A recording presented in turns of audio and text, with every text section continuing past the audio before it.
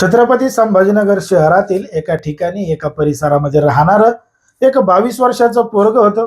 तर त्याच परिसरामध्ये राहणारी एक तरुणी सुद्धा होती. मग एकाच परिसरामध्ये राहत असल्यामुळं ते पोरग त्या पोरीला जाताना बघत होतं, येताना बघत होतं, तिच्या माग माग सुद्धा फिरत होतं. म्हणून त्या पोराला ती पोरगी मोठ्या प्रमाणात आवडत होती. तर त्या पोरीला सुद्धा ते पोरग आवडत होतं. सुरुवातीला दोघा जणांमध्ये ओळख झाली, ओळखीचं रूपांतर मैत्रीमध्ये झालं आणि मैत्रीचं रूपांतर झालं की लगेच दोघांमध्ये प्रेमामध्ये रूपांतर सुद्धा झालं. मग आजकाल कसं आहे, प्रेमात रूपांतर झालं की लगेचच सगळं काय करायला सुरुवात होते. अगदी त्याच पद्धतीनं या दोघा जणांनी एकमेकांवर प्रेम केलं होतं. पण मात्र प्रेम केल्यानंतरच वेगवेगळ्या ठिकाणी जाणं, वेगवेगळ्या ठिकाणी भेटणं आणि लग्नाआधीच सगळं काही करणं असं या दोघा जणांनी केलं होतं.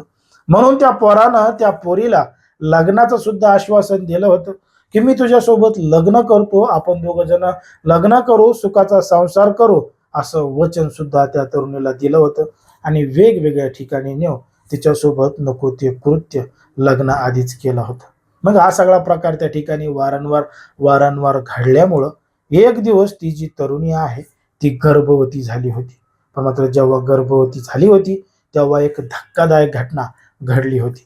नेमकं काय आहे संपूर्ण प्रकरण, कुठं घडली आहे घटना, हे आपलं अगदी सविस्तरपणे बघायचंय.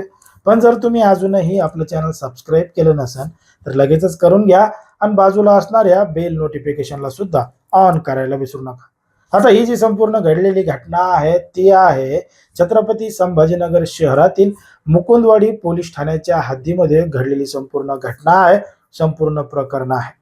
आता या पोलीस ठाण्याच्या हद्दीमध्ये राहणारा एक 22 वर्षाचं पोरगा आहे, तर त्याच परिसरामध्ये राहणारी एक पोरगी आहे, तरुणी आहे. सुरुवातीला दोघा जणांची ओळख झाली, ओळखीचं रूपांतर मैत्रीमध्ये झालं, मैत्रीचं रूपांतर प्रेमामध्ये झालं. मग आजकाल कसं आहे, प्रेमामध्ये रूपांतर झालं की दमच निघत नाही. चल इकडे भेटू, चल तिकडे भेटू, असं करू तसं करू, अशा पद्धतीचा प्रकार सुरू झालेला आहे. मग त्याच पद्धतीनं त्या पोरानं प्रेमाचं आश्वासन देऊन त्या पोरीला प्रेमाच्या जाळ्यात ओढून तिच्यासोबत लग्नाचं आश्वासन देऊन तिला वेगवेगळ्या ठिकाणी नेलं होतं. जेव्हा जेव्हा संधी भेटेल तेव्हा तेव्हा त्या तरुणीसोबत लग्नाआधीच सगळं काही केलं होतं. पण मात्र हा सगळा प्रकार वारंवार वारंवार घडत असल्यामुळं ती जी तरुणी आहे ती एक दिवस गर्भवती सुद्धा झाली होती. मग आता गर्भवती झाल्यानंतर त्या पोरीच्या ताणच झाला, रिकामा ताण त्या पोरीच्या डोक्याला झाला. काय करावं काय नाही तिला समजत नव्हतं. म्हणून तिनं घडलेला संपूर्ण प्रकार त्या प्रियकराला म्हणजे त्या पोराला सांगितला की ती गर्भवती झालेली आहे म्हणून. मग ते पोरग म्हणे ठीक आहे, काही हरकत नाही, काही टेन्शन घेऊ नको, मी काय करतो तुझ्यासाठी गर्भनिरोधक गोळ्या आणतो, जेणेकरून हे सगळं प्रकार या ठिकाणी थांबेल आणि कोणालाही काही कळणार नाही. मग त्या पोरानं त्या पोरीसाठी गर्भनिरोधक गोळ्या आणल्या आणि त्या पोरीला खायला दिल्या. पण मात्र त्या गोळ्या नेमक्या कधी खायच्या, काय खायच्या, कशा खायच्या, खरंच त्या तिला मॅच होतात का, सूट होतात का, या कुठल्याही मागच्या पुढच्या गोष्टीचा विचार दोघांनी सुद्धा केला नाही. आणि त्या पोरीनं त्या गोळ्या दिल्यात म्हणून तिनं त्या गोळ्या खायला सुरुवात केली. पण मात्र गोळ्या खाल्ल्यामुळं त्या तरुणीची प्रकृती एवढ्या मोठ्या प्रमाणात बिघडली की तिला आता ते सगळं प्रकार घरच्यांना सांगावा लागला. म्हणून घरच्यांनी तात्काळ तिला जवळच्या एका दवाखान्यामध्ये ऍडमिट केलं. त्या ठिकाणी तिच्यावर उपचार सुरू झाले. पण मात्र डॉक्टरांच्या गोष्ट लक्षात आल्यामुळं त्यांनी तिच्या आईवडिलांना सांगितलं की ही गर्भवती झाली आहे आणि हिनं या गोळ्या खाल्ल्यामुळंच हिची एवढी परेशानी होत आहे.